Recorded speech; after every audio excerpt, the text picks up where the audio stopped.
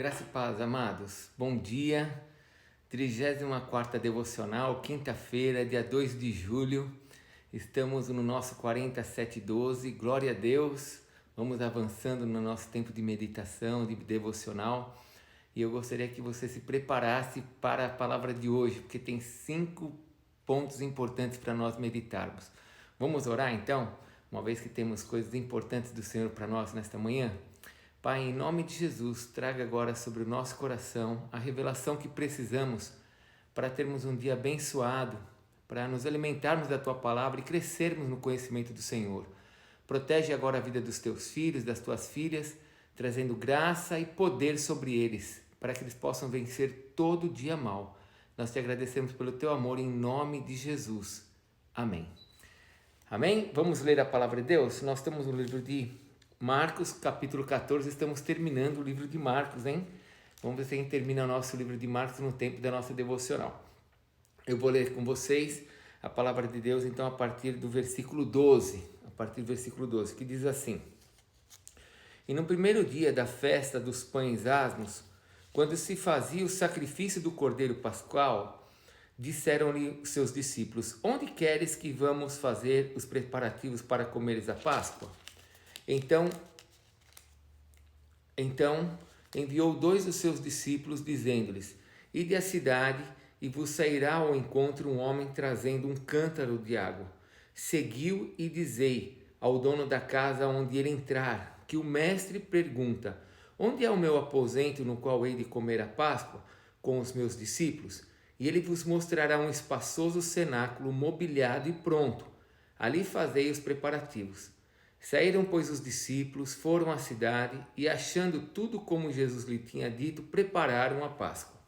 Ao cair da tarde, foi com os 12, quando estavam à mesa e comiam, disse Jesus: Em verdade vos digo que entre vós o que come comigo me trairá. E eles começaram a entristecer-se e a dizer-lhes, um após outro: Porventura sou eu? Respondeu-lhes: É um dos 12, o que mete comigo a mão no prato. Pois o Filho do Homem vai, como está escrito a seu respeito. Mas ai daquele por intermédio de quem o Filho do Homem está sendo traído. Melhor lhe fora não haver nascido. E enquanto comiam, tomou Jesus um pão e, abençoando-o, partiu e lhes deu, dizendo: Tomai isto, é o meu corpo. A seguir tomou Jesus um cálice e, tendo dado graças, o deu aos seus discípulos e todos beberam dele. Então lhes disse: Isto é o meu sangue, o sangue da nova aliança, derramado em favor de muitos. Em verdade vos digo que jamais bebereis do fruto da videira, até aquele dia em que hei de beber novo no reino de Deus. Tendo cantado um hino, saíram para o Monte das Oliveiras. Então lhes disse Jesus: Todos vós escandalizareis, porque está escrito: Ferirei o pastor e as ovelhas ficarão dispersas. Mas depois da minha ressurreição irei adiante de vós para a Galileia. Disse-lhe Pedro: Ainda que todos se escandalizem, eu jamais. Respondeu-lhe Jesus: Em verdade te digo que hoje, nesta noite, antes que 2 vezes cante o galo, tu me negarás 3 vezes. Mas ele insistia com mais veemência: Ainda que me seja necessário morrer contigo, de nenhum modo te negarei. Assim disseram todos. Até aqui. Palavra de Deus, livro de Marcos. Uau, quanta coisa que nós vamos ver nesta noite, né? Nesta manhã, nessa madrugada aqui, já são 2 horas da manhã. Que Deus fale muito ao seu coração, em nome de Jesus, amém? Eu tenho 5 coisas aqui para falar com você de que Deus falou comigo para essa meditação. Mas antes vamos fazer o que nós temos feito sempre, amém? Nós vamos pensar nesse texto, vamos ler a história agora com as nossas palavras para que a gente possa pensar. Do versículo 12 ao versículo 16, nós temos a primeira parte daquilo que nós lemos. Jesus manda os discípulos irem até a cidade e preparar um lugar para a Páscoa. Vai até a cidade e vocês vão encontrar um homem carregando um cântaro de água. Segue este homem e quando ele entrar em uma casa, vocês vão perguntar: onde que é o aposento de Jesus? Onde que é o aposento que Jesus vai passar a Páscoa junto com seus discípulos? E aquele homem vai lhe mostrar um lugar. Versículo 15 diz: E ele vos mostrará um espaçoso cenáculo, mobiliado e pronto. Ali fazei os preparativos. Eles foram então à cidade, acharam um homem com um cântaro, né? E foram fazer a preparação da Páscoa naquele lugar que o homem mostrou, naquele cenáculo preparado. A segunda parte vem do versículo 17 ao 21, quando Jesus então fala para os discípulos ali, antes de tomar a ceia, que havia entre eles um traidor, que comia com eles, que andava com eles, que se vestia como eles, mas que não era um deles. Os discípulos ficaram tristes porque eles não sabiam quem era. Eles começaram a se perguntar: sou eu, sou eu? E todo mundo fazendo a mesma pergunta. E era Judas Iscariotes. A terceira parte é do versículo 24 até o versículo 26, quando Jesus então vai tomar a ceia com os seus discípulos. Nos outros evangelhos, nós sabemos que Judas, ele sai nesse momento. Satanás entra no coração de Judas, ali naquele ambiente, naquela atmosfera cheia do poder de Deus. O diabo entra naquele lugar de maneira ousada e ele leva então Judas para fora, e Jesus então vai tomar a ceia com os seus discípulos. É importante você ver o versículo 24, quando Jesus diz assim: isto é o meu sangue da nova aliança derramado em favor de muitos. Então eles vão cantar um hino e vão para o Getsemane. Nesse caminho de Getsemane vem a quarta parte, que é do versículo 27 até o versículo 31, quando Jesus diz sobre a sua morte e que todos ficariam perplexos, que todos ficariam muito tristes, perdidos. E Jesus então fortalece o ensino lá de Zacarias capítulo 3 e 7, quando Jesus fala, né, vocês vão ferir o pastor e as ovelhas vão ficar dispersas. Jesus fala no versículo 28 ainda, que depois que ele ressuscitasse, ele se encontraria com os discípulos na Galileia. Bom, o ponto forte é que Pedro, no meio dessa conversa, Pedro diz assim: jamais isso vai acontecer comigo, eu não vou ser atingido, todos podem se escandalizar, mas eu não vou, e ainda que eu passe por muitos apuros, eu vou ficar firme, Jesus, aconteça o que acontecer, eu estou com o Senhor. E Jesus então no versículo 30, Jesus diz, né, que naquela mesma noite, antes que o galo cantasse 2 vezes, que Pedro o negaria 3 vezes. E Pedro seguiu insistindo, né? Eu jamais vou fazer isso. Não só ele, mas diz a palavra aqui em Marcos que todos falaram a mesma coisa. Vamos meditar? Que Deus te abençoe agora em nome de Jesus.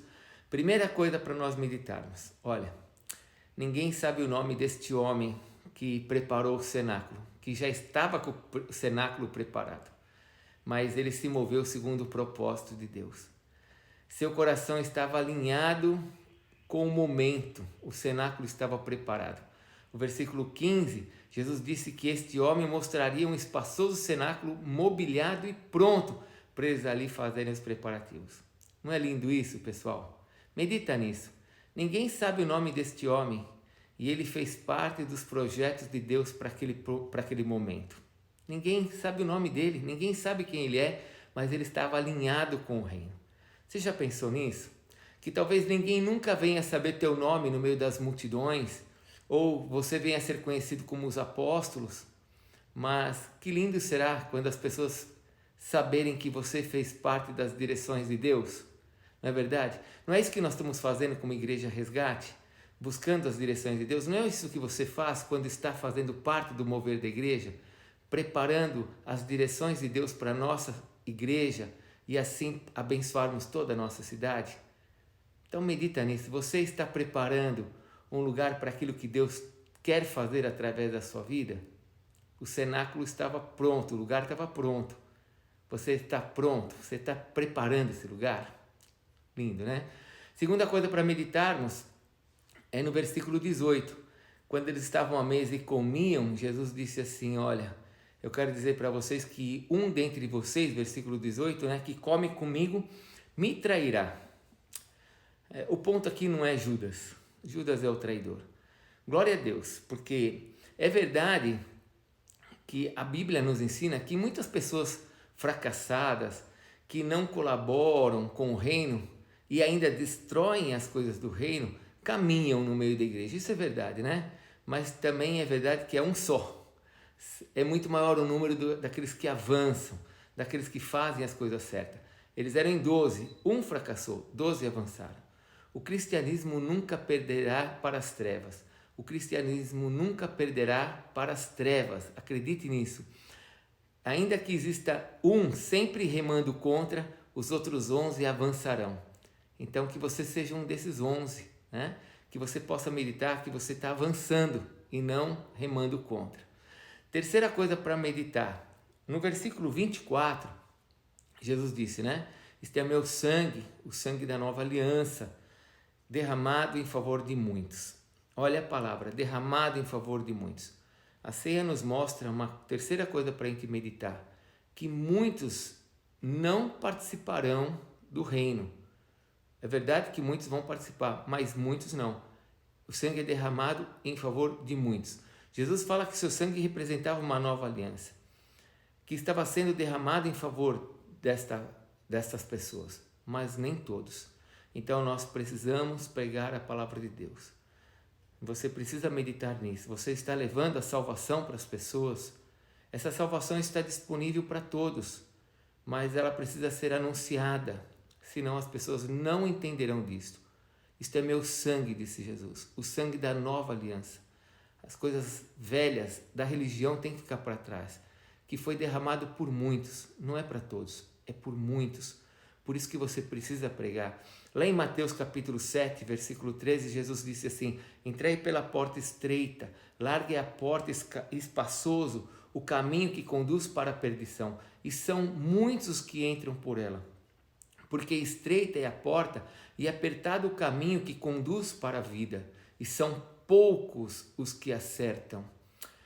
Então que você possa levar a tua família a acertar esta porta, que é estreita, que o sangue foi derramado por eles.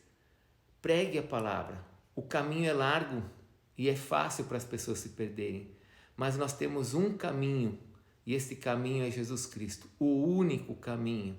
Fale desse caminho, fale do Senhor Jesus, medite nisso, leve a tua família para o Senhor.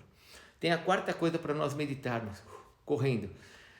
Jesus disse assim: fere o pastor e as ovelhas ficarão dispersas. Já tratei isso lá atrás, em outra meditação, né?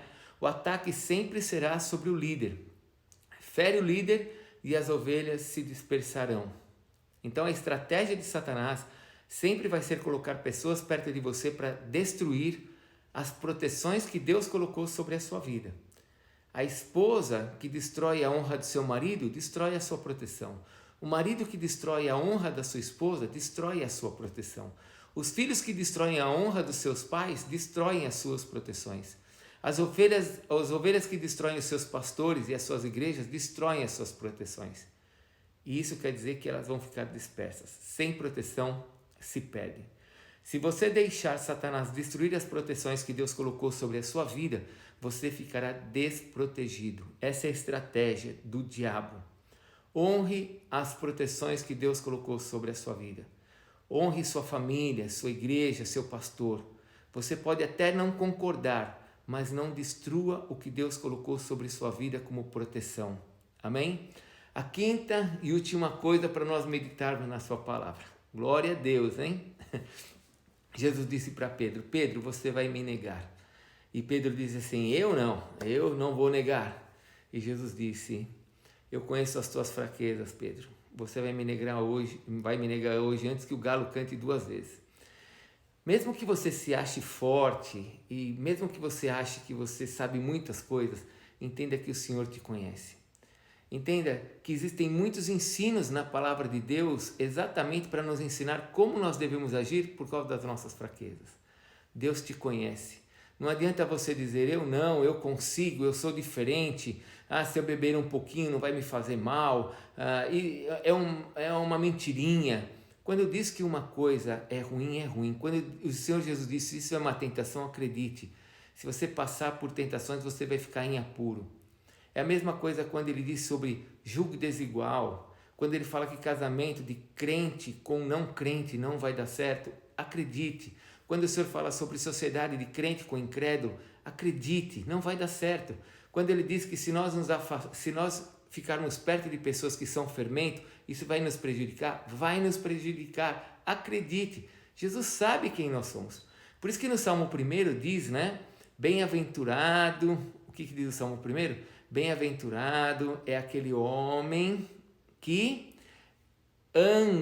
não anda no conselho dos ímpios, o homem que não fica escutando que os ímpios falam, que não se assenta, não se detém, né, no caminho dos pecadores, e não se assenta na roda dos escarnecedores. Antes, o seu prazer está meditar na lei do Senhor. Acredite, Deus sabe quem você é, Deus sabe quem eu sou. Acredite no que Ele fala na sua palavra. Coma da sua palavra e viva a sua palavra para que você não caia naquilo que a sua alma diz que você é bom e, na verdade, nós não somos. Que Deus te abençoe, que correria, passei dos 15 minutos, hoje arrebentei muito tempo, mas estamos chegando nos finais das nossas meditações.